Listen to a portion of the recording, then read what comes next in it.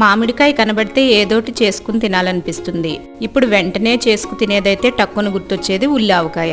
ఇదేంటి ఆవకాయ పచ్చడి పట్టుకునే రోజుల్లో ఉల్లావకాయ ఏంటి అనుకుంటున్నారా? మాకు దొరికే పచ్చి మామిడికాయలు బాగోవండి. అందుకే సెలవులకి ఇంటికి వచ్చే వరకు ఆ కొత్త ఆవకాయ తినే మహాభాగ్యం కలగదు. ఇంకో నెల రోజులు పడుతుంది. ఈలోపు ఆ కరువు ఇలా తీర్చేసుకుంటున్నాం. అతి కష్టంగా దొరికిన 2 మామిడికాయల్ని సన్నగా ముక్కలు తరిగేసుకుని సన్న సగ మీద వేడి చేసిన ఒక్కొక్క స్పూను ఆవాలు మెంతులు పొడి చేసి పక్కన పెట్టుకుని ఉల్లావకాయకి సన్నగా తరిగి పెట్టుకున్న ముక్కల్లో కారం, ఉప్పు, ఆవపిండి, మెంతిపిండి వేసేసి మొత్తం కలిసేలా కలుపుకుని పచ్చడికి గుమగుమలు తెచ్చే వేరుశెనగ నువ్వుల నూనె మిశ్రమంతో ముక్కలు మునిగేలా ఆయిల్ పోసుకుని బాగా కలిపేసుకోవాలి. ఇప్పుడు అసలుగట్టం మొదలవుతుంది.